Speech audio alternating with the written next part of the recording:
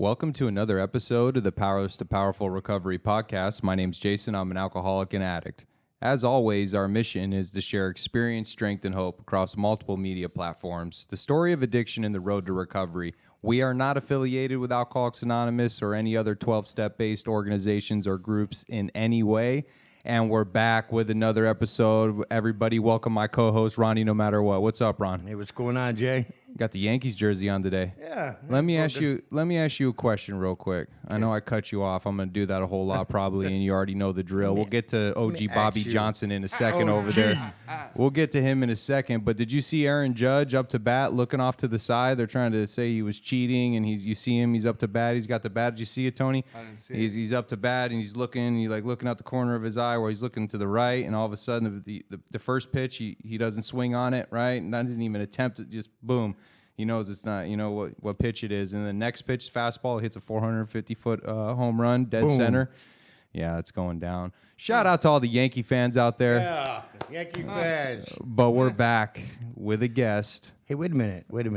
Deja vu? Yeah, we had deja vu. Everybody, welcome Toni Johnson to the show. Yay, Tony. I mean, the Seahawks' future's looking bright, brother. I mean, we never went away. You never went away. Thought Russell was gone, it was going to be all bad. I thought it was going to be all bad. I was hopping on the Bills bandwagon, remember? Yeah, I like that. Yeah, we bounced back. Yeah, shout out Bills Mafia. You know what it is. And we Too soon? Too soon. Yeah, I mean, yeah, I'm not a Kansas City Chiefs fan by any means. I know that. Shout out Jaybird. And also, too, that last game when they played who did the Bills play in the playoffs? The Cincinnati Bengals, and the Cincinnati Bengals steamrolled the Bills like I've never seen anything before. They look like a bunch of quitters. Got folded like some laundry. Oh, my God. They got folded up proper, just like that laundry guy you had on the yard. Nice and crisp, those clothes. Folded. Shout out Strong Arm. 2 soups. Two soups. We need that. But we got Toni back on the show, and, Ron and I made a reference to having deja vu, and this is deja vu because we had him on the show. He was supposed to be the first guest. This is actually episode 2, season 4. We're back, but he was the first guest, and then we lost a memory card. Ron forgot to press record on the cameras. I asked him to double check it. He didn't, and that's how it goes sometimes. If you want things done right, you got to do it yourself. That's what they say. A lot's happened since then, though. Lots happened since then. That is very, very true. But we're back, and so this time I double, triple checked the cameras myself, so we're good to go. And we got Toni back on the show. And if everyone, all my listeners, first off, shout out from Ron and I and all the listeners. We're now in 35 countries. We picked up Indonesia, brother. You know anyone out there? I don't. You probably, I guarantee, Tony's on Facebook so tough that I guarantee that he has wished somebody a happy birthday in Indonesia. Shout out Long Kim. I got an aunt that doesn't have my last name. Celebrate her 75th birthday. I go on there to wish her happy birthday, and OG Bobby Johnson, Toni Johnson beat me to the punch. How do you know Aunt Teresa? Huh? How do you know her, dude? How do you know her? Way back, like Kyle Pratt. Yeah, you do. Yeah, shit. Yeah, you know who's also like that too? Adam. Adam always beats me to the punch. Yeah, I'm like, dude. Bro, how do you know these people? Yeah, he don't know. I mean, it's always weird though. I'll say like happy birthday to someone, and then I'll see him at a meeting, and it's not even them. Like, it's all like filtered and everything. I'm like, who are you? Yeah. I've never seen you before in my life. Like you wished me happy birthday 3 years in a row. Yeah, did that. But you're right, man. A lot has changed. Toni was on, the first season before Ron was, my co-host. And season 1, he was one of the first guests that I had on the show. So if you want to hear his full story, the experience, the strength, the hope, the message from childhood and everything to where he found recovery and continues to work it to this day and has an amazing life, please go Spotify, iTunes, anywhere you can find podcasts, you can find Toni Johnson on there and you could hear the full message. But a lot has changed, and that's really what we want to focus on, man. We want to talk about what's happened. That was about a year and a half ago. And if you said a lot's changed from the 2 weeks ago when we didn't press record, that means a lot has changed. And so all of our areas of life, it's important to always touch on those things. So the first thing that I really want to get into is professionally, man, because, you know, recovery teaches us to always do our best, be amazing employees, and be of service, and to be humble, be teachable, be coachable. And in the process of doing all that, we turn out to have amazing professional careers as well, dude. And you're just at the point now where you're every day. It seems like I see a post, I get a phone call or a message, and just more amazing things. And you currently you work at Apex. Shout out to all the guys at Apex, Gary and Greg. Those are the two guys I just met recently, and they were amazing. Their heart's in the right place. Shout out to the whole Apex team. But man, so what's going on at Apex, and how'd you get there? Well, I had to change some things up. Like, Sanctuary. Like, I learned a lot at Sanctuary, but I didn't feel like, it's kind of like a goldfish. Like a goldfish is only gonna grow as big as his aquarium, and I got to a point where I felt like I needed a bigger aquarium, and a lot of the things that I learned there were like ringing through my head, like. In a clinical one day, Yolanda was like, what are you bringing to the room? If you leave this room, like, is it going to matter? And I kind of started feeling like, people were leapfrogging me and moving above me, and I didn't understand why, I thought that it was my pride, my ego. I thought, a lot of things, and some of it was, come to find out when I really look back on it, some of it was my pride, my ego, right? Because I valued myself, but I ended up leaving Sanctuary.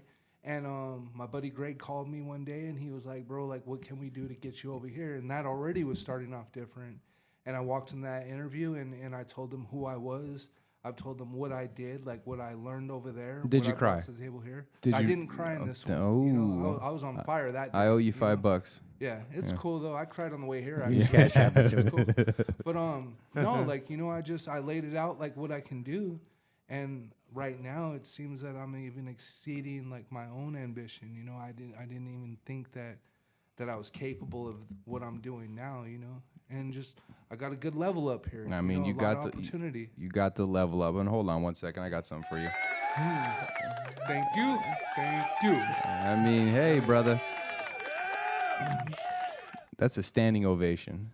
I mean, it's the standing ovation. You deserve it, man. And a lot of times, for a lot of people, when we find recovery and we get that first job after being sober, and we start to, really see our potential, right? Mm-hmm. And a lot of times, people have always believed in us, and they've seen things in us that we don't see in ourselves, and that's why it's so important to have the fellowship and men around you that can hold you accountable and push you and love you and help you and do all those things. But now you start to see it for yourself. So now you believe in the level up, and you believe in your abilities, and you're showing your abilities. It doesn't matter that you're showing them to everyone else. They'll see, and either they're going to love you, they're going to hate you, or they're going to love that they hate you. And that's just the way that it works, right? But now you believe in yourself, and all of us here have many, many things going on, and Ron and I have a couple projects going on. Why don't you take a second, and we're going to talk more about just the climate of behavioral health and everything that's going on, because the block's hot. The block is hot for good reason it's too. On fire. Yeah, for good reason too. So Ron's got a new venture that I'm partnering with him in New Life Wellness, Arizona. So why don't you just kind of talk a little bit about the reentry program, what it's been like, because we're sitting here with combined, we probably have together about 30 years in the prison system. And, over the last 30 days, we've been, taking meetings with, Department of Corrections staff members. Sure. We jumped on a Zoom, which Ron and I thought that we were speaking to some inmates, because we've had the privilege of doing that. And I think you were involved in that as well. That happened after you had. Yeah. You hadn't got out yet when we started doing that, right? But. Yeah. So we jumped on, and all of a sudden it turns out to be like 7 DOC staff members, CO3s, substance abuse counselor, staff members, and one of the cops that was on that Zoom call was actually a cop when we were at North Unit, Navarro. Oh yeah. And I know she looks like I'm not going to say what I was going to say, but you know exactly who she is. Yeah. And now she actually works in reentry, and she works over at Lewis Complex, and now we're emailing back and forth every day. Another gentleman was the one who came to Miss Fran's class and did a presentation for us, a little speaker meeting-ish. I wasn't there for that. You don't remember that? Yeah, I told you about that. And it's just crazy, man. But what's it been like, Ron, to embark on this project, work with DOC, have the ability to create a reentry program that's got 700 beds across 3 cities, multiple hotels, a massive footprint. What's it been like? It's, to take a quote from you, it's your jam, right? Reentry is my jam. I had the opportunity. I was super blessed to work at New Freedom and get a taste of reentry. And it was an experience that forever changed my life. It changed who I was. It changed my career path. It made me want to be involved in behavioral health in a different level. I stayed there at New Freedom for about 17 months. And then I was also privileged to go over to Sanctuary. And I got to work with you, Tony, right? I got to work with you. Obviously, I went over there because you were over there, Jay, and the experience I had over there prepared me for what I'm going through now because behavioral health in general, right now, you said it, the block is hot. Yeah, it is. You have to learn how to navigate skillfully. You have to stay in your truth and what you believe in. And for me, reentry is my calling. It's what I want to do for the rest of my life. I pray that I get to do it at New Life Wellness, but wherever he wants me to go in reentry is where I want to go because that's where I can be of maximum benefit to God and my fellows. Meeting someone where they're at, knowing what they're feeling when they're getting out of prison, all the things that happen when you're in prison. Nobody can identify more than us, right? And for me, right now at this current time, I'm learning some different things that I'm learning from you, Jay, and I'm learning from the owners of the company because I have to conduct myself in a different manner. I can't be the crazy phone room guy anymore. Yeah, I mean, that doesn't work. The baton and the tasers. No. I mean, we'd have a morning meeting, and he'd have the baton out. Yeah. Someone just wanted to use the bathroom, in the middle of his speech. Killer, huh? Tase him. I mean, the bathroom part I made up, but the taser and the baton is that's 100% true. 100% true. Multiple tasers. Yeah. Everything Can't he live like that no more. everything That's he over. owned was a taser. Yeah. For sure. And even not just that, just learning how to be a professional in this industry, learning how to take constructive criticism, learning how to take criticism because one thing I think that we all know that we've all experienced, especially right now, not everybody's rooting for you. Oh. Not everybody's rooting for you, so I got to have thick skin, right? We have to have thick skin, and that's something new for me because, and it's working the program, working on my character defects, having God remove them, that I don't react to those situations, right? That I just don't do the knee-jerk reaction and say some vulgar things or pull out the taser baton. I mean, the taser and the baton. If you ever see him with a taser and a baton, it's definitely time to go You to weigh a that meeting. man. You weigh that man, and then boo that man. No, don't boo him. But here's the thing, though, man, and I, we're talking about all these things professionally, and we all have these amazing things going on. But when you talked about what you were going through over there, at Sanctuary, and then stepping into Apex, you kind of glossed over it. So can you kind of give me just the progression of your job title, the duties that you started with, and what you do now? And what that evolution has been like, because not only do you work in recovery, you also manage sober living homes. You also basically manage about 47 sober living homes because you fill all their beds, right? I mean, Yeah, that happens. you always got the cape on. Yeah. But I think it's important for everyone to hear because a lot of times in behavioral health, it has a bad rap for, I wouldn't say good reason, but it's hard to make money and pursue your passion in behavioral health. It just is. But you're looking at 3 individuals who found a way to pursue their passion and also pursue financial freedom as well. And I think people need to understand that. I had the privilege of working at Sanctuary as well, and the ability to hire a ton of different friends of mine, sponsees of mine, guys that I was on a prison yard in Florence North Unit, you being one of them, where I talked and I sat there with you and I said, look, dude, when we get out, we're going to work together. We're going to help people. It's going to be all of us, this North Unit Fellowship. We're going to take it to a treatment center, and we're going to sponsor the world, and it's going to be an amazing experience, and that happened, right? But unfortunately, the money wasn't tied to it for whatever reason, size of the company, the ability to do so, I understand. I'm extremely grateful for everything at Sanctuary. Don't get me wrong, but it just wasn't the place for that. And it was difficult to sit there and see my friends and sponsees. And, you know, anytime you work the steps with someone and do prison time, like it talks about, and there's a solution. You know, you're members of a shipwreck. We all escaped disaster together. We're now joined in brotherly and harmonious act. We're homies now, translation, right? And so the point is that now here we are where we've all found the ability to do so. And I just want people to hear that, man, because you started in this field like we all did, making $16 an hour, not very much, can barely pay the bills, can't even survive, right? You can't. And now fast forward, here we are. So why don't you take us through that journey?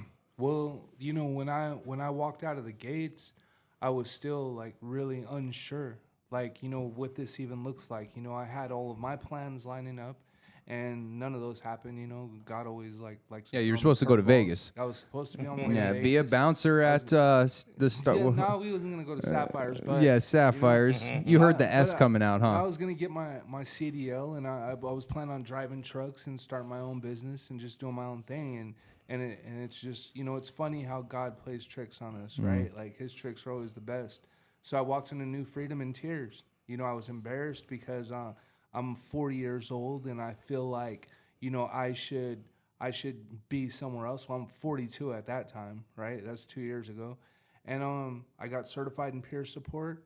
And, you know, when I walked into that interview at Sanctuary, like I was scared to death. You know, I'm sitting in front of this lady that I know is a big deal. You know, she just radiates big deal. You know, and you know, I remember her looking me in my eyes and be like, you know, why do you want to do this? And you know me, like I'm an emo. Yeah, you start crying. I start tearing up. Yeah. You know, like I just really want a shot because I really want to help people that were in my position, right? And you know, I'll never forget walking out of that interview. I was like punch drunk. And you called me like, hey, brother, did you start crying? Like, whatever you said in that interview, she loves you, you know? And it was real, right? Right. So I started off as a BHT, and I'll never forget that first day. You know, Haley came in there and showed me how to copy and copy and paste on you know, Microsoft Word, doing a shift report, you know, and you know, like you showed gotta me copy how to this, start it for the new keypad, day. you know, Yeah. Control P, Control V, like you know, she had there was a little sticky cheat- pad, but then she was like, there you go, that's all you need. A little cheat sheet And, like yeah. Pinochle. Yeah, you know, do you want to start yeah, playing a little Pinochle? You need a little cheat sheet. Yeah. Using the card out of the deck to know the poker hands. But yeah, and then I leveled up. You know, I started my level up. Like I learned as much as I could about being a BHT, and then you know I became the lead at Charter Oak. You know, and that was challenging for me because you know I had all these different personalities. You know, and sometimes like it was, man, we're calling you in the middle of the night beefing. Yeah, I you remember know? I had to drive over there Right. one time. I had Bella in the car too. Man, Remember Bella was like, ready. My Bella, daughter. What do I do when I do? I whistle like this. Yeah. Like she's gonna jump out like a ninja. I'll never forget yeah, that. remember you know? came out to because I didn't let her in the house. Obviously, you know she was out front. I remember she Yeah. came out. She's like, Tony, if they mess with you again, I think she even called you Vegas too. Yeah. If they even mess with you again, I'm gonna do something like this. She does like a Superman punch. She said, "Why wouldn't everybody just listen to Tony? He's such a sweet soul." Little Bella. But yeah, you know, and I learned a lot there, you know, and but I was leveling up and it didn't feel like a level up, you know, at the time, and you know, even towards the end there, like I remember calling Ryan Ross, and I was like, bro, like I feel like I just wasted a year out of my life, and he was like, you know what? If that's what you want to believe, then I'll let you believe that and have your little pity party. But if you think you didn't gain anything from that experience, That's like you're awesome. crazy. And then I stopped and I thought about it. But, you know, like it was just like at North Unit, like how we were all surrounded by all these powerful dudes in the fellowship, all these strong dudes that are AAs, right? Mm-hmm. And I couldn't see how much growth I had obtained until I left and went to Fort Grant. Then all of a sudden I'm a big deal. Yeah. So now I leave Sanctuary and I go into Apex. And all of a sudden I see it. Yeah. Everything that I see is, you know, solid. Like everything that I'm doing is solid, and I'm really bringing value to the room. So that's what helped me to leave that resentment behind. Like, okay, like, you know, they were growing and they were doing what they thought that they should do. You know what I'm saying? And they couldn't, you know, they weren't worried about Tony and how Tony is going to do. You know, we're trying to build the best company we could build, you know? And if you don't fit, then we could get someone else to fill that position and it'd be all right, right? Well, now, you know, where I'm at now, you know, like I walk into that room and I do bring a certain amount of energy. I do bring a value to me, you know.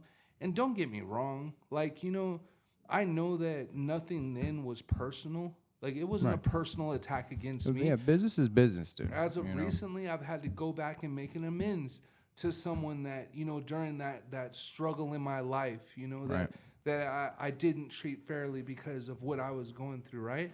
And I got a message. You're one of your all-star sponsees is here. I'm like, what? He's like, yeah, Tony's here. He didn't say anything about conversation or anything. Yeah. Oh, all right. Yeah. Yeah, but you know, but yeah. But that's the life that we're living, right? Right. Like, you cause wreckage, you go back, you clean it up, right? If I recognize that I did something the wrong way, I got to clean it up. I have that responsibility as a man in recovery. If you're going to know me as a man of integrity, of good character, of morals, you know, if you're going to know me as a strong man in the community, then I have to clean up my wreckage too, you know? So that's what I did. And now where I'm at, it's just an amazing place. I'm not mad at anyone, you know? Like, I mean, there's always going to be the dude that slides in your girl's DM. Oh, you know? Hold up, brother. Forgiven.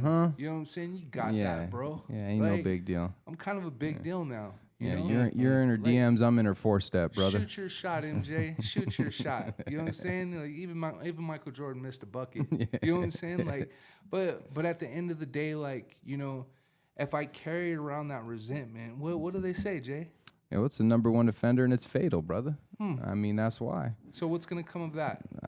You know, and here's the thing. You know, you hear that all the time, right? And it's one of my things. You know, I got a couple big book things, okay, and I got a couple things, right? And you know, resentment's the number one offender, and I always say, well, okay, well, why? Tell me why. If you back up 2 lines in the book, it says we considered its common manifestations, right? And so when I look at my resentments on paper and I look at that 4th column and I see that in 99.9% of every resentment I have, I'm playing a part, and my part is lying, cheating, manipulating, stealing, aka character defects, that tells me today, because I've got the data, it happened in every other resentment. That means that my character defects are manifesting themselves again. And if they manifest themselves long enough again, then I'll want to change the way I feel. And for me, to use is to die. So here's my thing. Like, you know, we look at those character defects. I like to lie. I like to manipulate. I like to steal. I like to do sneaky stuff. And my shortcoming is, like, I did lie. I did steal. I did do sneaky stuff.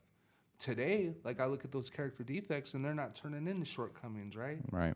I'm winning. You're winning, brother. And that's what we're here to do. And you're winning in so many different areas of your life. And we're all winning professionally. You know, I got an announcement really, you know, today, about 30 minutes ago, I filed the application for a treatment center that I have ownership in. And first off, big shout out to Ty. We're in our new studio. Big ups to him. He got the studio for us, but we also locked in the name officially now. Desert Recovery Centers is coming soon. Filed the application on the first property. We have 2 6,000 square foot mansions, private insurance, all that fancy pants type stuff, acupuncture, massage therapy. You know, they want to learn they want to learn like guitar and shit. You know what I mean? So you got to have all the plethora of fancy pants stuff, but we have the ability, man.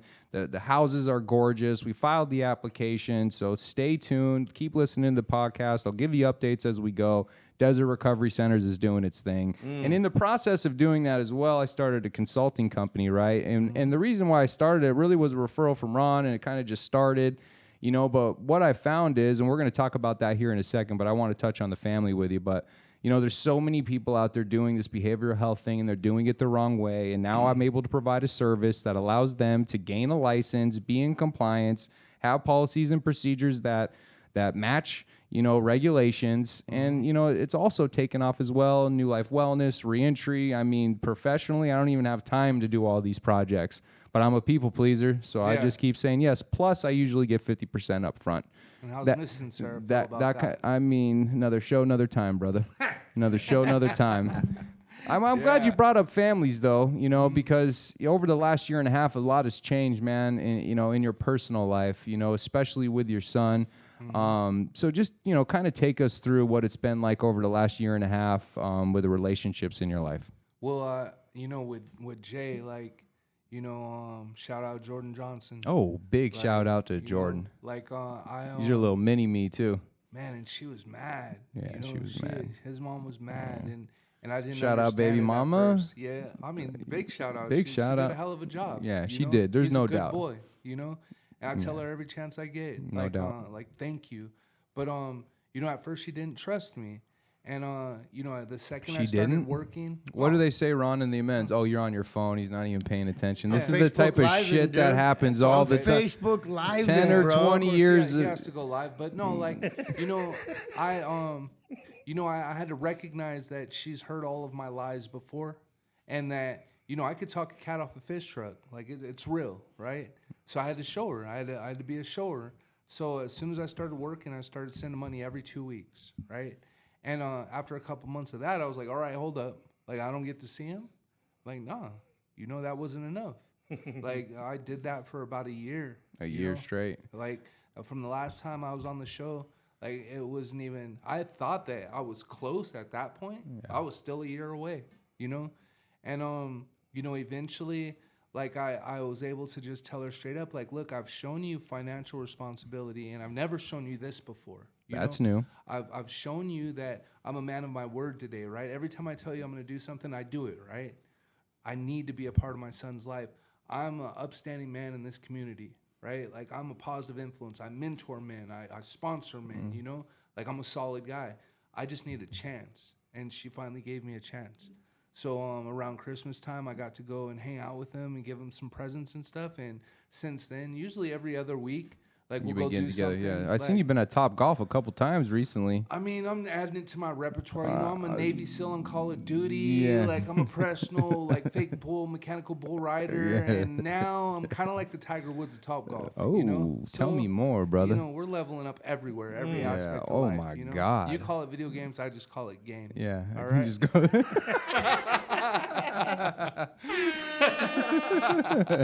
But yeah, so, you know, I got that aspect of my life going, and then my family obviously at home. You know, I got Michelle at home. Yeah, and, shout out to her Shout too. out Michelle. and she's a big deal. Yeah. You know, I've been able to, like, she's in recovery too, so I get to watch her grow, and it amazes me sometimes, like, the things that I see her do. You know, like, for instance, a couple weeks ago, like, I had a, you know, I was going on the nights retreat, and I grabbed a bag back that I let one of my friends borrow, right? Mm-hmm. And there was a woman's sock in there. Oh, hell Right? no. She. So I took this woman's sock, and I'm not even thinking, and I left it on the floor, right? Yeah, like- So she calls me when I'm on the retreat, like, hey, bro, like, Yeah, whose hey.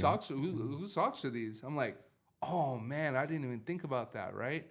But I mean, you get a woman that's in recovery that's had her traumas, right? Yeah. And she doesn't react to that situation. That's a beautiful thing. That's a big Like, deal. it's a dude. healthy relationship where you can be like, babe, check it out. Like, I don't, like, that was an accident. Like, it's like my homegirl that borrowed the bag.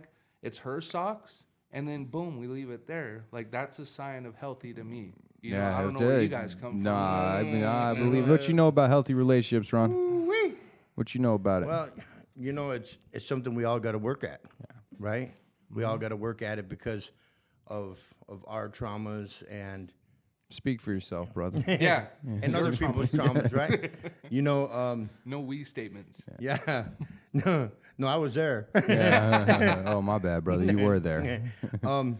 You know, we're all works in progress, right? Mm-hmm. And we learn, and that's a lot of growth. Like when you said that, I got little bumps on my arms because that could have went real bad, All bad. right? It could have went. You could have been driving back from the nice retreat. Early. Yeah, early. because- Right then. It's still on the phone. Come on, guys. Let's go. Yeah, wrap it up. Yeah, we got to Did go. you have a spiritual experience? Wheels I up. did. Yeah. You know? But what I can speak on, I want to speak on your reaction, how you handled it. Instead of having that whole, you could have had the holier than thou attitude. How dare you question me? Oh, yeah. 'Cause You didn't I'll do that. Yeah. Like, I got that in me. Sure, you know? we all do, right? Oh, we sure do. But at the end of the day, though, like, you know, healthy is a beautiful thing. And, like, that's how you get the franchise tag, right? Oh, my Like, God. that's how you level up right That's there. how you know? get the exclusive she still doesn't know franchise what the tag. franchise tag Yeah, is. she don't know about that? I was telling her about the last podcast, you know, Yeah. when we were chopping up. She was so excited. Didn't to she hear Google it? I don't think she ever Googled it. I No. think she still doesn't know what the franchise tag is. But The you know, the franchise tag. You remember back? This is horrible, but you remember when I used to rate my sponsees as starters and bench warmers, and oh God, that was Yeah. bad. I owe Yeah. about 27 Jay. guys. Yeah, I owe about 27 guys amends probably. What was that, dog? Like, what You was got that some really? you got some playing time, brother. No, you were a starter. You were a starter. You know, and And so from sitting in a trailer in North Unit doing step work together, and fast forward now, what's it been almost, it's got to be like 5 years now, just about. We're going on, actually, we're at 3 years and 10 months right Okay, now almost since that started. So about 4 So about years. 4 years. Yeah, about 4 years. And then to finally see the moment when you get to see your son and you get to go, I think you went to Dave & Buster's, brought him a pair of Jordans. Oh, yeah, he gets Yeah, I mean, but just to see a that savage. moment, because I know how much, it meant to you. And really, all of the kids are the motivating factors, the moms, the wives that never gave up on us. All those different people in our life are the motivating factors that help us to get our feet moving a little bit quicker every day. And to finally see, and I remember you called me the night before, like, Jay, dude, I'm seeing him tomorrow. Like, holy shit, I'm seeing my son tomorrow. And I was like, hell yeah. I think I might have talked to you right before as well. But I was like, just call me when you're done and share it with me, man, because the recoveries, we're here to recover things. Not always do the kids come back. Not always does the wife come back.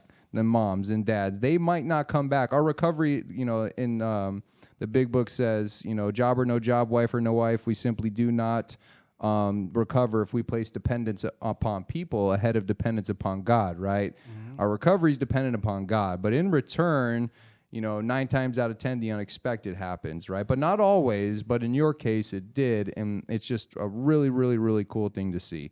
But relationships, man, if you know someone who's got them figured out all the way, I might need a session. Real quick, bro, my mama, like, shout out, Mom. She's at peace right now. Yeah. Like, she doesn't have to worry anymore. And when she was just talking to me about that a couple days ago, and it had me like in my feelings. I'm like, yeah, no doubt.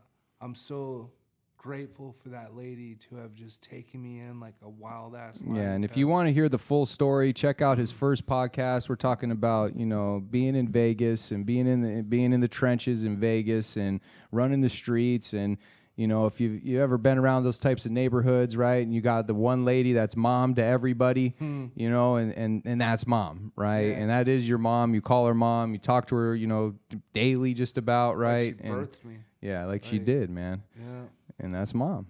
That's my dude. Yeah, that's right. And she ain't afraid to tell me that which she's not wrong, right? She tells me I talk too much on the podcast. I don't let anybody else have any shine.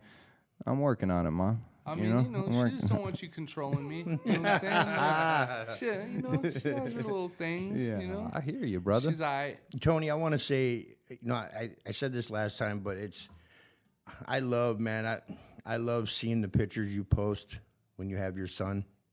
Like, because, for me, I miss those opportunities. They're way gone, right? Mm-hmm. My children are all adults. And you still have that opportunity to be able to do that at a very important age where Jordan needs you. Mm-hmm. He needs a man, right? I'm sure he has other figures in his life, but he needs his dad to be able to guide him right now because he's getting ready to experience some stuff, right? Yeah. Puberty, the whole 9 yards, high school, all that's coming up. And I just look at those pictures, man, and it's your arm around him. He's getting tall, too. He's getting tall, too. He'll be a big boy. He's already 6 foot, bro. Yeah, he's getting tall. Like 13 different tribes of native and soon black. And soon he might beat your ass, dude. I don't think he's ever going to do that. Oh, my bad, brother. I don't think he's built like that. Okay. All right. Still got a killer in there somewhere. It's just awesome to watch. Yeah. Yeah, and it really is, and just the gifts, and we're all rooting for each other, man. And if you're not rooting for the people around you to be successful, then that's on you, you know. But I love seeing, the guys level up at work and get their kids back and celebrate, 30, 60 a year, 2 years of recovery, and all the things that we dream of, I just love seeing that thing happen, man. And it happens every time, if we go all the way in on the program, right? And it's contingent upon that. And if you do so, then some things, are promised to you. Yeah. Yeah, there's a few of them, huh? Are they the 9-step promises or the 10-step promises? 9-step promises. 9-step promises. What were you going to say? I was going to say they're just the promises. They're the 9-step promises, brother. Yes, sir. Another show, another time. Hey, we get into hey, that. real quick, I want to say, I forgot to tell you about this, and I haven't seen you to tell you. I was at Walmart getting my oil changed, and Cars in there getting worked on, and I'm walking around the camping section looking for camping stuff for the Roast Roundup this weekend. Shout out Roast Roundup. Come up to Apache Lake this weekend and hang out. You'll be seeing people shotgun, beer bong, monsters, monsters. I went to beer bong a crazy coffee. dude. That retreat that the CA convention that I was a speaker at, and they had me at like midnight. Oh, that was great, Yeah, dude. the last I don't think time- you were out yet. Yeah. I was out, but I was still at New Freedom. Yeah, you were still in New Freedom, and I spoke at midnight. The last time I've been up at midnight, I was peeking out the blinds. Yeah. You know what I mean? And but I remember when we got there, Ron had a room with 17 people in it. You know, some things never change. And I got to the pool, and I'm thinking, what? This can't be the right place. They were turned up, bro, Yeah. and not turned. Yeah. Yeah, that was for you, brother. Off that monster. Yeah. Oh, you threw the tea in it for me? I threw it in there for you, brother. Thank you for that. Dude, we're gonna have a brother. water rodeo. There's gonna be a bull in the water and all kinds of cool stuff going on. Yeah. But anyhow, so I'm there getting my car done, and Jay, this lady comes up to me. She's a cashier at Walmart in the automotive, and she goes, "Hey, you're Ronnie no matter what." Whew. She goes, "My name's Karen, and my son was in Arcadia, and Jason and Sarah, and the powerless, the powerful." And she just started going on and talking about the service work that we do down in Shout Out Crossroads. Yeah, big shout out to Crossroads, man. And I'm just like, and there's these people standing around, and they're all looking, what the hell is she talking about? And I was very overwhelmed and humbled, you know what I mean? Yeah, I was in a Walmart on That's crazy. by my parents' house on I-17 in Happy Valley, and I'm with Bella, and we're trying to get a swimsuit because naturally she never brings her swimsuit when I ask her to, you know. And two people, I never met them, they stopped me, they're like, "Hey, Jay, you're Jason, you're the podcast." And Bella's like, "You're celebrity dad." I'm like, "No, Bella. Famous in an anonymous program. Yeah, if you work recovery and you're really about it, and then people will know who you are because you're out there, you know, helping a lot of people, man. And you know, we always think that negative news travels fast because it does. That there's no hiding or denying that, but also positive things travel fast too. For sure. Yeah. But it's just pretty cool to have that ability. But what's new with you, recovery? How many sponsees you got right now? Right now I got like 2 in a pop. 2 in a pop. You know, Yeah, you like, got a Queen of Hearts with 3 hearts. We're gonna make it stretch. Yeah. I need a little Pimping love. hoes, slamming Cadillac doors. No, My but, bad. My bad. You know, Jay, I bad. got a handful of them. Like I always like overload myself, and I know the feeling. I'm doing my best to recognize, you know, like with all of the service work things I do in the community, I can't have 22 sponsees anymore. But it's so hard to tell someone no. You know? Yeah, I mean it's Like- it's almost impossible. Then you get to the car and you're like, damn. But if I don't tell them no, am I helping them? Like if I don't have the time to commit to this person. So long story short, like right now I got a handful of sponsees. A lot of them aren't calling. Like it's kind of like, thank you. Yeah, I know. I like, hear that, dude. you I know, do. Like, I get like that sometimes. But the ones that I do have that are solid, like, you know, 2%, bro. I need my 2%, you know, to just run through the steps and make it, you know. Like my recovery is strong though. Like, you know, I am of service. Like Sunday nights at the spot, 7:15, Faith Over Fear. Come spill your guts. I you know, mean, shout every out. Sunday night. Faith you over know? fear, Like, all the amazing things at the spot. Yeah, like, you know, and you know, and then my phone's always ringing for detoxes or sober livings or programs, you know, and that counts as service work, right? Like, Sure, I'm there's not many working, like, levels I'm of doing service, it. dude. There really is. So it's like right now I'm going through my steps again. I've been slow playing it, like, but you know, I'm getting there. You know, I'm just doing my best to stay rooted in my recovery and not to overwhelm myself. You know, you got the job, you got the relationship, you got the family. You know, you got your recovery, you got these sponsees. Oh, bro, Like, it's a lot to you're juggle. speaking my language. I'm a knight now. Oh, Like, my you know, bad. one of the Shout out AZ to the Knights. Knights of the Yeah. Round Table. And that was a Okay. I went on a retreat a couple weeks ago with the Knights. Was it last weekend or the weekend before? And it was a spiritual experience. And let me share this with you. So I'm in there and I'm watching this tribute on Brian Ong, the founder of the Knights, right? I know that dude. And I'm watching this tribute, and I'm looking at how many people he helped, and it's like God revealed to me how many people's in 20 years will Toni Johnson have helped? Thousands and thousands of people, right? Bro, I walk out of that auditorium, and this boy looks me in my eyes, and he's like, "Hey, ain't you killer?" And I stop. I freeze in my tracks. I look at him like, hold up. Like, he starts running down to I know who you he from was. Vegas. And Oh, no, he knew me from Mesa. Oh, you know? that was when you came out here? That's when I decided to go out to Mesa and turn up. Oh, my bad. And, you know, and we, you know, that relationship didn't end on good terms, right? Naturally. And the boy shared with me that he just hit a year for the first time in his life. That man looked me in my eyes and said he just hit a year for the first time in his life. And that was emotional for me because I was like, you could have been taking a dirt nap, bro. Yeah. You know, I mean, like all how, the feels. how we were playing around out there. Yeah, no like, doubt. You know, and yeah, so it's a beautiful thing to, like, you know, be working this program and the spiritual connection that I have now, the way that my God speaks to me. You know, He'll show me the good, the bad, and the ugly. Like, where do you want to go? Which way are we gonna go with this? You know, like, I choose the side of right. You know. Yeah, dude, I hear that, and you know. Big shout out to all the Knights. I got a story about the Knights, and so a while back in, I'd say, I think it was about 2004. You know, shout out to Toni Marinucci, rest in peace. He was like a second father to me. He lost his life to this addiction. I'll never forget him. I carry a business card he gave me, you know, many years back. You know, and he's no longer here, but. He was a Knight, right? And he was heavy involved in Knights. I remember Brian Ong. He's like a short, stocky Asian dude that rode a Harley. And, you know, he was like the founder of the Knights, man. Unconventional. Yeah, the Knights do a bunch of amazing things. But anyways, so that same Knights retreat you went to, I went to in 2004, but it wasn't my time. I only went because my parents were pissed. I only went because Tony made me go. I did not want to go. I was dope sick while I was there, and when they were doing that Sunday morning wrap-up speaker meeting and everyone was in the, you know, the dining area and everyone was eating, I slipped off and I went into the bunkhouse with all the bunks and started peeling back wallets, right? And boosted a couple $100, right?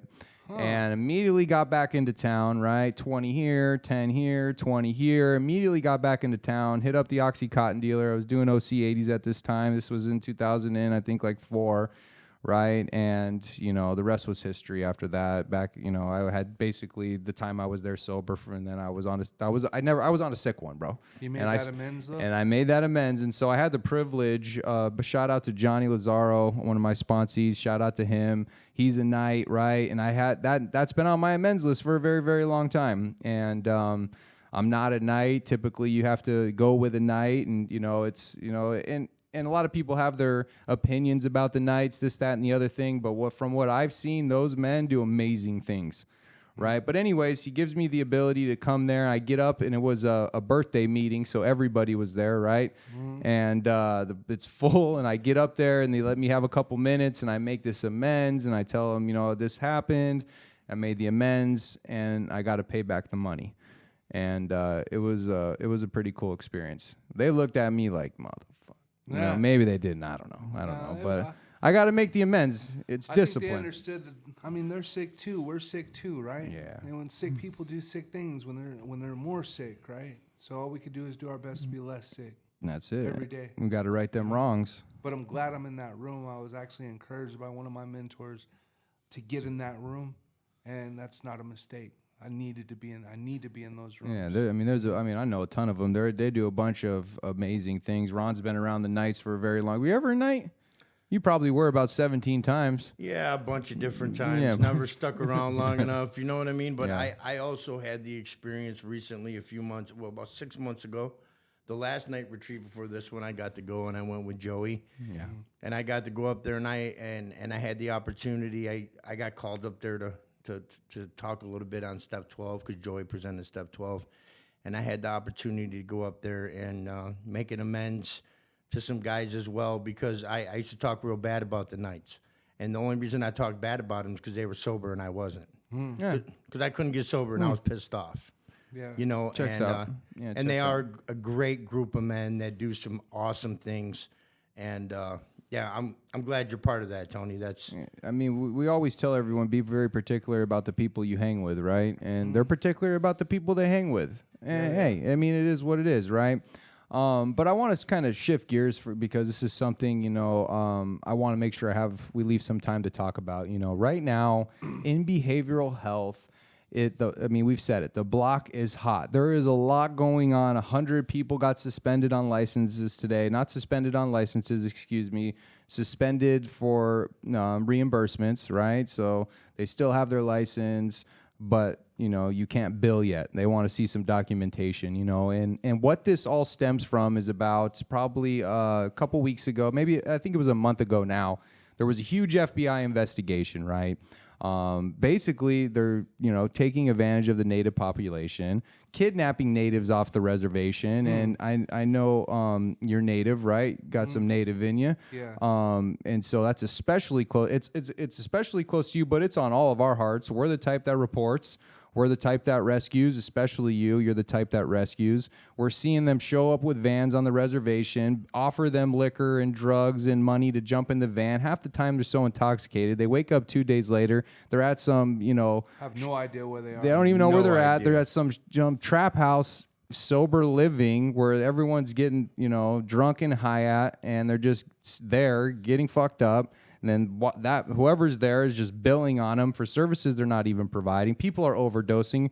I watched the news special today. They said they're not even taking them to the corner. They're taking them straight to the morgue. They're just dropping dead bodies off. Yeah. No one knows where anybody is at. Tragic. And it is, oh man, it is horrible. And Access doesn't know what to do, bro. And so what they've done is they've made decisions to cut codes by 90%. Because if you really want to get somebody's attention, hit the pockets. Right? All the client brokering that's going on. They kidnap people from the res, put them in their sober living. Just a house is what it is. That's all it is. And then they get a kickback from an outpatient clinic that either just uses their Access ID number to bill and they don't ever show up, or they take them there to a clinic, drop them off, pick them up while that clinic bills, and then they get paid out. Every bit of everything is illegal, and we all agree that something has to be done about it, man. And they're taking action, man, and that's really what they're doing. But Tony, I know because of all the conversations that we've had, I know how much this holds a spot in all of our hearts, but yours heart especially. I've seen you rescue people from these houses, so why don't you take a moment to share about that time that you had to rescue several people from the same place, and it typically turns out to be Africans. It's just what it is. It's just the facts, right? Yeah. But can you take a moment to kind of share about that? Well, one of my guys from the Wind River Reservation, I grew up off and on the Wind River Reservation my whole life, like all through high school and my young adult years. And anyways, one of my best friends growing up, Daryl, his little brother was in one of those houses. He had got discharged from a different program, Sunrise Native Recovery. He got discharged for relapse, and they didn't allow him back, and he had nowhere to go, and all of a sudden they lured him into this, hey, we got a program, right? So he goes over to this program, and these people were giving him $200 a day to drink and use, right? Just stay here. Just stay here. Yeah. We got you. We'll take care of you. It was a lady named Rose. You have a fatal disease. We're going to feed it, okay? We're And gonna pay you take to care die. of you. We got love for you, right? We got you. So he calls me up. Well, his sister's calling me like, hey, will you please go get my brother? And I promised his people that, I'm going to look out for him while he's out here, right? So I eventually, he gets to the point where he's like, bro, I got to get out of here. I'm going to die here. I got a weird feeling. So I go over and I pick him up, and I'm like, there's these places out here, bro, but I'm going to get you to a safe place. So I get him to the house. As soon as I get there, a girl calls me, right? Like, Tony, will you please help me, right? So I go back and I go pick up the girl, right? And the whole time I looked them in their eyes, and I'm like, hey, so are you gonna tell me the name of your program now? What are we gonna do here now? I was like, I bet you're gonna stop killing my people, right? Yeah, so I leave and I take this girl, and then all of a sudden another woman and her nephew call me, right? So now I'm on my way back, and honestly, bro, I'm kind of shook. I'm like, called man, me. I'm getting ready to pull up, and I don't know what's gonna go on because I'm messing with these people's pockets, but I gotta save my people. And you even told me, bro, if it looks funny, call the police and get an escort, right? But I pull up and I grab these last two people, and I looked that lady in the eyes, and I was like, man, you think this is over? I'll show up every single time you get a new person. Every single time someone calls me for help, I'm going to show up. And that's what I'm known to do. If you call me, I'm going to show up. I'm going to help. That's facts. And that fear of, man, I hope this doesn't go crazy. Bro, my haters in the streets had guns. Like you ain't running around like that, you know. I'm not that scared of you. You know what I'm saying? Yeah. So, like, I mean, I don't think you really want me I was smoke, like, dude, if you know? need to call you're like, I'll be fine. I'm like, all right, bro, Yeah. call me when you're done. But- Let me make sure you're all right. But I mean, we're talking about showing up to an unlicensed sober living where they're basically have kidnapped, alcoholics and addicts in this house. They're paying them they're killing them and paying them while they do it. And you're knocking on the door like, pack it up. You're coming with me. Shut up. That's the thing though. There was another house, and I couldn't figure out what this house was. And that next week, a man named Thomas. That's all I know. That's all I know him. A man named Thomas died at the other house, and I didn't know where that house was, bro. And I wish that I could have helped Thomas too, like. But also, like, you're preying on addicts. I mean, addicts, that's like a perfect world. You're going to give me $200 a day to get high or to get drunk, right? Yeah, That's what I mean. How many times were you out there boosting? If they How would much have, dope did you sell? if How someone many- would how many approach licks did you me, hit? I would jump All in that day. van. Yeah, I need that. Yeah, you I know? go looking for the van. Yeah. Where the van at? And that's what's happening, right? So with the access cutting the money, like, hopefully, like, they starve them out and these people just go home. Just go home.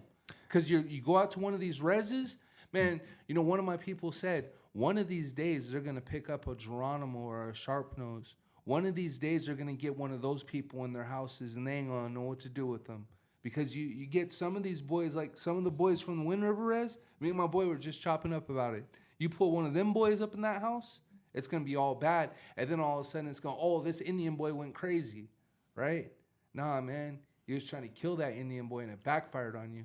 That's what happened. Yeah, no doubt. You know, that lion didn't go crazy. That lion was just a lion. It was all cute and cuddly when it was a cub, right? And then all of a sudden it grew up and now it bites your head off. And yeah, that lion's a lion. You know what I'm saying? Yeah. And eventually you're going to run into some of them lions.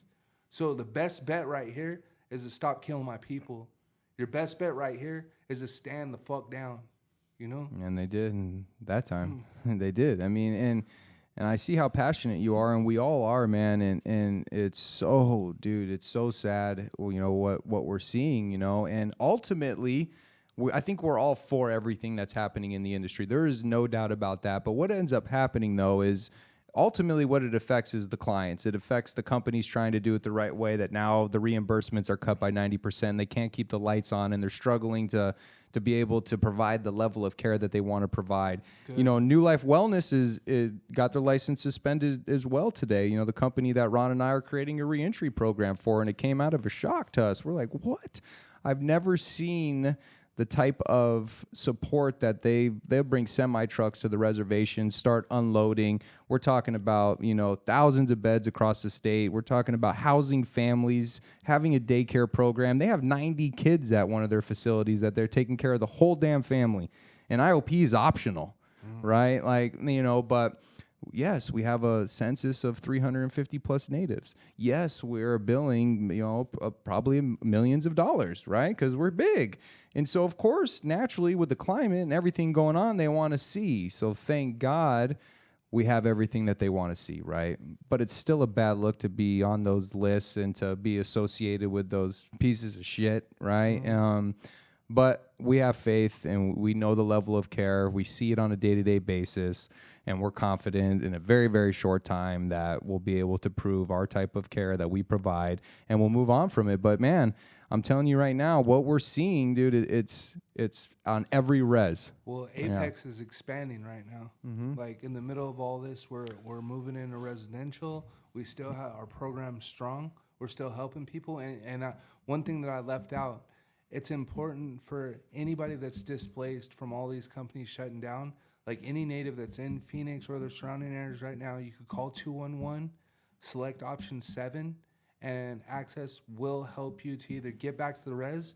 They say that they're building emergency shelters. I reached out to a lady from Hopi Behavioral, Laverne Dallas, and she told me straight up, like, if there's any Hopi people in Phoenix or the surrounding areas, as long as you're clean, she's not playing Greyhound to get drunk people back to the res, but she will get you home. There are people that are out here willing to help you. Yeah. I mean, think about that. Like, when I say that it affects the clients, right? And now we got all these places. Even if you're not on the list, you're on the list. Your money's cut now. And now what they don't think about, the government, access, FBI, is now shutting all these places down for good reason. The majority of them should be shut down. There is no fucking doubt about that. Sure. But the other ones now that have to close their door, we're talking about displacing probably thousands of people. Yeah. And now what? It's summertime now. Like, It's it's summertime. hot out there. People are gonna die out there. Yeah. Like, and that's what I looked at when I saw that list today. Of course, like, my heart was in my throat. Like, I'm like, are we on here? Yeah. No, thank God we are not on here. Mm-hmm. And then it was like, that thought hit me, like, this is probably 10,000 people that are going to be out there in the streets. Like, I'm throwing rocks at waves, right? Yeah. My arms are going to get tired. I'm just going to throw until I can't throw no more. I mean, and that's what we keep doing, man. We just try to help as many people as we can. They shut down the zone, the homeless camp out there. They were cleaning out all those people. That's been home to them, for some of those people, for years. Ron went down there, had some water, some flyers, some resources, and was helping people find places. I mean, you're right, man. It's hot, dude. I mean, what did it look like when you went down there? Well, first of all, I want to give a shout out to our employer, New Life Wellness AZ, because in the morning I woke up, I watched on the news, I seen what was happening down there in the zone, that they were section by section starting to displace all those men and women, and it was on my heart. I had called you and I told you, and I walked into the HR department where we work, and I said, hey, listen, this is what I want to do today. Is it cool if that's where I go? And April grabbed me by my hand, brought me in the warehouse, and loaded up my PT Cruiser with Gatorades and water and whatever else you need, soda. And me and Emmett went down there. And what got me was the biohazard teams down there. Because I didn't think about it. There's 1,000 people down there with feces and urine. Are they just taking a shit on the side of the road? In a bucket and then dumping it somewhere. And it's just, they got hazmat people down there, and they've got the health board down there. And we were able to talk to an official from the city of Phoenix, and this one little section that they cleaned out, they said that they had placed 20 of the 30 individuals somewhere. But they still have 960 more people to go. Yeah. And the hard part about that is, because right when you called me, I was like, but bro, like, some of them are living their best lives. They don't want help. Yeah, they don't want help. You can't help everyone. What do you do about that? Nothing. I've been getting, people been in my DMs like, Tony, like, what about the people at Cass? I'm like, bro, like, the zone, like, they're down there living their best lives. Some of them are going to figure out a different place to go live their best lives, and some of them are going to go into treatment. And if the ones that, want help, when they call me, then I'm going to show up to help them, Right. But there's willingness, right? Open-mindedness, Yeah. That honesty, you got to be honest with yourself. Am I at my rock bottom? No, I've been balling out in the zone for 4 years, Yeah. willingness, like, you got to be ready to go, and you got to be open-minded and take some direction without question. If they're not if they don't meet those requirements, then what do you do with those people? Right. But you did a good thing that day, Ron, and I could hear it in your voice when you called. I know you were heartbroken. My heart hurts for these people. I wish that everybody. You used to say it all the time, Jay. I wish I could just give this away. Everyone, like Oprah, you get recovery. You get recovery. Everyone. I'd be down at Everyone QT get- Northern. Just handing it out. 27th and Northern all day. Yeah, all day, man. But we can't give it away if they don't want it. That's right. I'm going to say this real quick. The casting, it has a place right here for me because I was down there for a while. There was a point in 2005 in between prison sentences where I ended up down there. I went down there to cop some crack and ended up staying there for 4 months.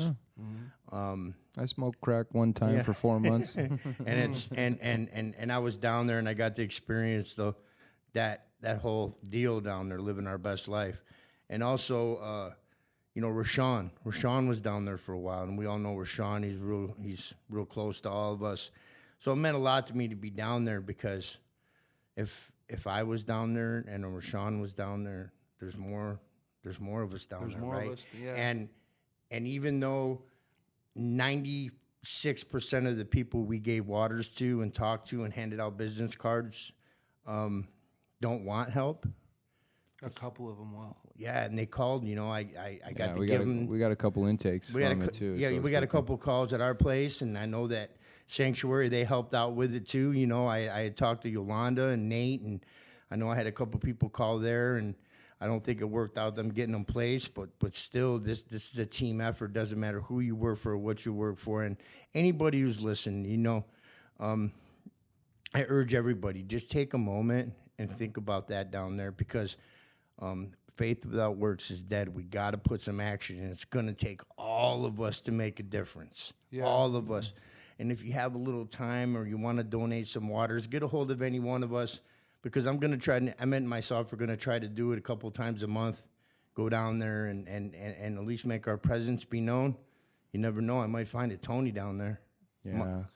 Never know. Diamond in the rough. People want to help people who want to help themselves, and I say it all the time, but you think about now we're looking at, 10,000, let's just say, natives displaced with nowhere to go. We're talking about 1,000 people down at the zone with displaced, nowhere to go. We're talking about a fentanyl epidemic that's killing a person every 5 minutes in the United States.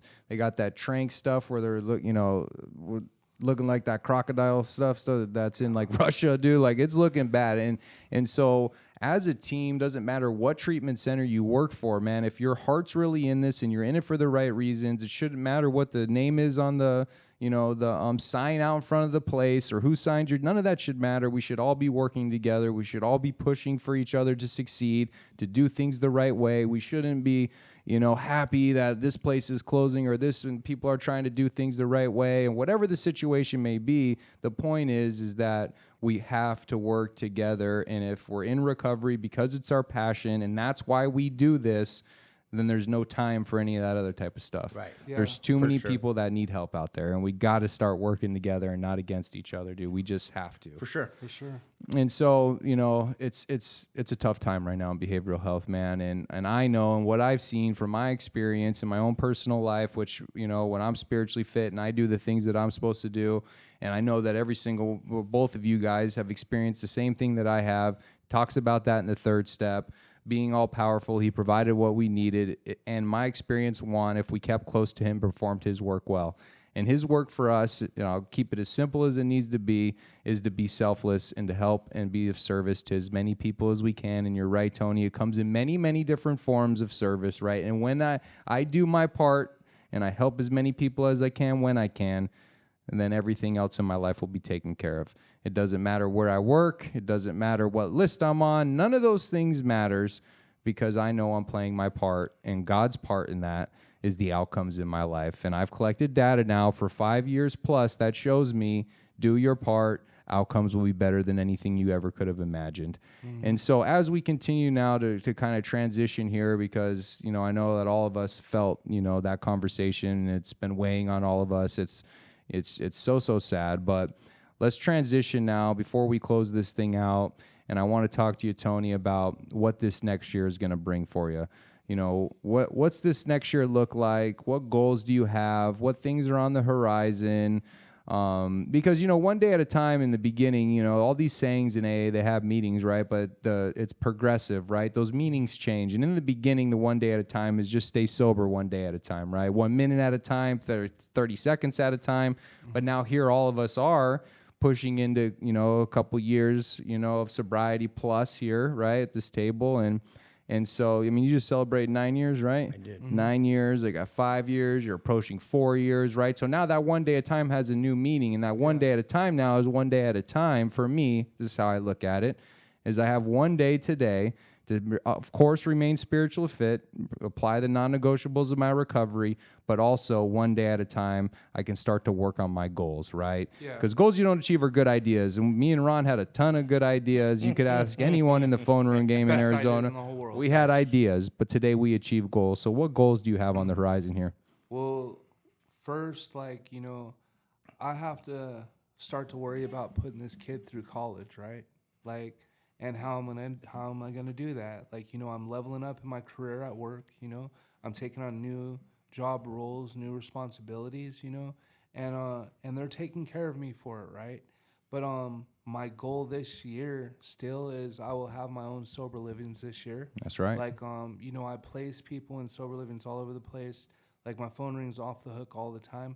Like, it's time for me makes to open sense. my own sober living. And your business Just plan, to, I've seen it. It's legit. Yeah, It's a legit so- business plan. And I've kept that like really under wraps, and I've been really careful about who I talk to about this because, you know, there's predators in the recovery world, right? No and doubt. I don't want anybody involved in my stuff that's going to prey on, you know, my heart, you know, because I got a big heart.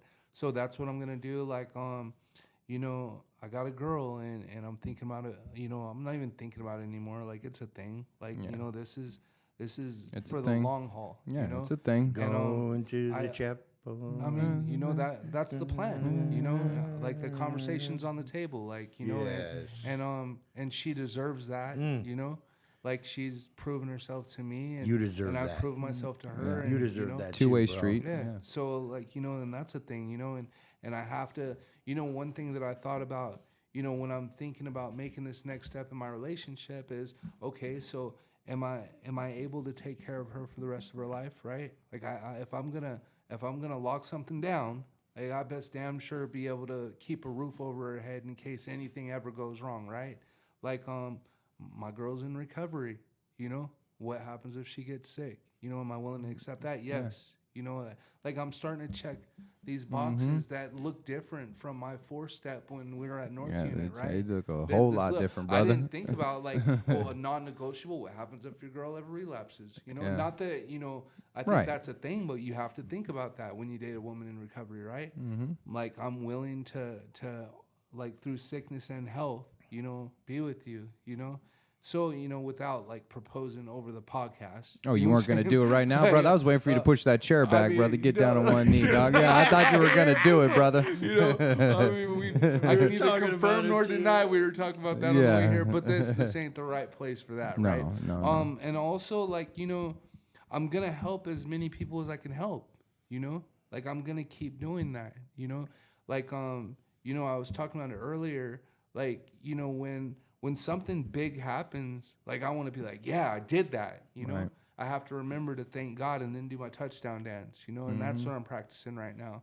Like, you know, I'm gonna keep my service commitment at the spot. You know, I'm gonna keep being there every Sunday. You know, like because people love to come in and just spill their guts. You know, to start that week off right. You know, and That's that what we meeting's gotta do, popping. yeah, that's You what we know, gotta do. You gotta come through sometime. That meeting is popping. You know, and What time is it? I'm just gonna. What keep time is it living. on Sunday? 7:15. 7:15. Oh, that's why I never Sundays, there. you I'm know? at Arcadia on Sunday. Well, maybe one I'll of have these to- days we'll swap. I'll go Yeah. and speak. At Okay, brother, Arcadia, say and you no come more. over and share the Yeah, the spot and say no I'll more, be like, brother. Whoa, hold up, who's this little Yeah. Italian dude? but yeah, like and my short term goal is to live my best life. Okay. You know, that's what I'm gonna keep doing. I'm living my best life right now. My mentors that I have in my life right now are amazing. I'm surrounded by powerful people, you know, and power breeds power. That's right. You know, like, you know, it's things are a trip, man. Like I'm people's safe person now. Like I have powerful people that call me and they're like, Tony, I know when I call you, it's gonna be all good. Like you're not gonna hold any judgment. You know, you're not gonna run around, you know, telling my secrets or anything like that. You know, I know that you're a safe person, and that's a big deal, bro. Yeah, for You know? sure, dude. Like- For sure it is. So that's what we're looking like right now. I mean, it looks pretty good, brother. it's looking good for me. and It's a hell of a show. and it is a right? hell of a show, and I know that, you know, both Ron and I are just grateful that we're on the sidelines, and sometimes, you know, we're in that lineup with you, and we get to experience it along with you, man. And that's what this thing's all about. It's an experience. That's what recovery is. It's a spiritual experience that we get to experience on a day-to-day basis when we do our part, man. I love you, man. Thank you for being on the show today. I got to give Where a can shout they out to go all ahead. all my people at Apex. Tamika, Greg, Rohith, Kat, like Gary, James, like All you of know, them. all of them. Yeah, big shout out to Pinky, them. You know, like everyone. Michelle, you know, like, you know, shout out to Michelle Price. Big know? shout out. And if anybody ever needs to get at me, you can hit me up on Facebook, Tony Johnson. Like, you know, if you have one friend in recovery, He's they're always probably my on. friend. He'll answer Hey, quick. Yeah, real quick. You know, and I'm not gonna leave my phone number on here this time. Yeah. Like, thank God for lost SD cards. Yeah. But hit me up on Facebook. Get at me. Yeah, man. And if you need help with anything, definitely get at him. You can get any three of us up here. Ron, where can they find us at? Facebook, Jason and Sarah, Powerless to Powerful, Ron Leslie Jr., and TikTok, Ronnie No Matter What. Oh, like, subscribe, continue to share. We're extremely grateful for all the listeners now all over the world, 35 countries. We're continuing. Indonesia. We're continuing to expand, man, and it's all because of the hope that we're sharing, and we're just grateful that we continue to have this opportunity. We got the new studio. Shout out to everyone involved in the studio, all the amazing things that we have to come. Continue to tune in. New episodes dropping every single week. We're super, super humbled and grateful for all the support from everybody out there. Continue to message us, and we'll get you on the show and continue to support, man. So, Tony, thank you for being on the show today. Tony. Thank you, guys.